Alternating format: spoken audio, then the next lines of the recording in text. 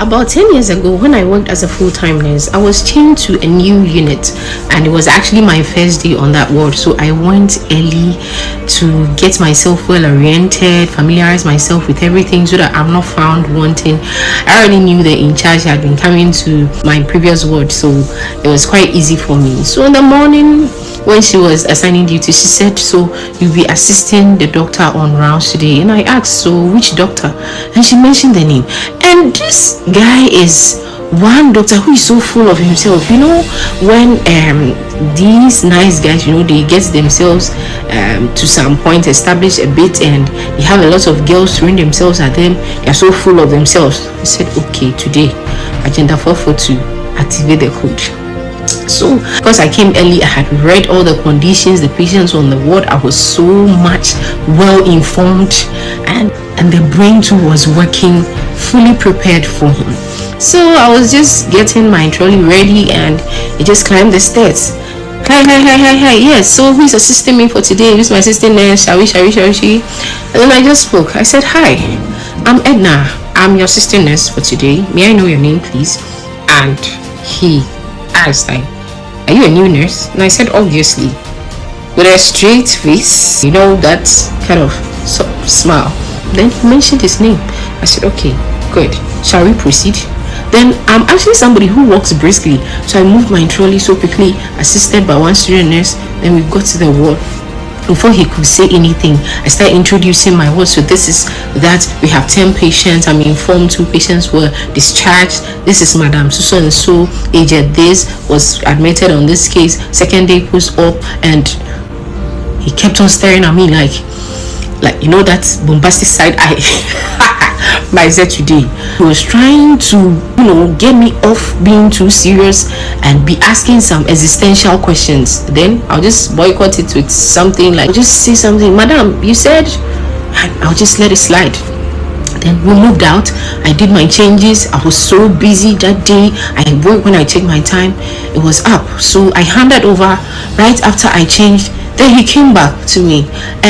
Please, I'm about to do a case. Can you please assist me? I said, I'm sorry, I've closed, so I've handed over to so you can please talk to her. And he was shocked. You know, when people think that, so who actually turned me down? I did. I left. So it was in the week that one of the days my mother brought our house keys because she was leaving the house, and by the time I would close, she would not be at home. And lo and behold, it was this doctor she met outside. She said, please, I'm here to see Edna so and so. I said, is she your daughter? He said, yes. I said, hey, Nene Din, Papa. Nene Din. And my mother was like, oh, really? She just smiled. He gave me the keys, and I said, oh, thank you. I put it down and continued my words. When I go home, my mother told me, I was like, but this doctor, this guy, he doesn't know me. Never even had a personal conversation with him. Like, I mean, so why would he say that to me? I'm just asking. The second week, we had general ward round, and the senior most doctor met me at my previous ward, and he liked me because when they met, the kind of questions they were asking, I was answering them. They were surprised that some of the questions, you know, the medical students couldn't answer, and then I would answer. They were like they were impressed. So he liked me. Anytime he would come, he wanted me to assist him. So when they came for the general ward rounds, no, when you think you're so full of yourself and your senior or your boss is even privileged to be my friend, you know, that kind of thing, it breaks some guy's ego. Like, I thought, yeah, but even my senior. So I just want to sum it up with this. How do people see you? How do you see yourself? You are actually what you attract. How do you carry yourself? Your demeanor, your composure. A classy woman walks with confidence, head high, intentional about where she is going. And I will not let you make me stagnant because of this. For lack of knowledge, my people perish. Most women do not want to learn. Tiwi, also you meet guys, it's about your body, showing your breast, your buttocks. Even when you are walking, you don't have control over your butts.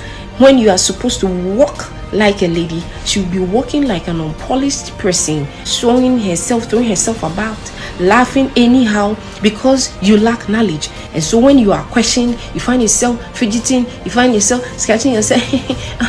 Some men will take advantage of you, and you yourself, you have already positioned yourself in a way that is my body that I have. I don't have brains. You are beautiful. You can't sit down to have an intellectual conversation. You are beautiful, but you can't be amidst bosses to discuss future plans because you have not adapted to the trending world. You don't want to gain knowledge. You can't write a letter. You can't send mails. Everything.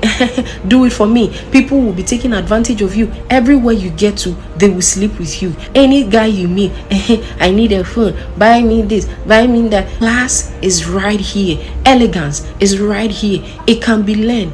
Be polished. Whatever you do, it doesn't matter if you are a househelp at this moment. But if you see yourself as this is my starting point, I am going far, I am getting to a level that I will be the boss of my own. Read, gain understanding so that you can be confident. Be full of the word of God. Be full of whatever you find yourself doing.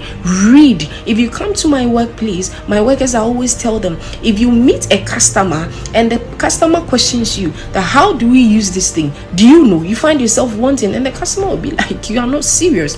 If you know what you are selling and the product you are offering, you read about it, gain much understanding. So when you explain it, you are able to convince the customer to buy this product because you have insight of what it is. So being cheap, stop throwing yourself about anyhow because you lack value.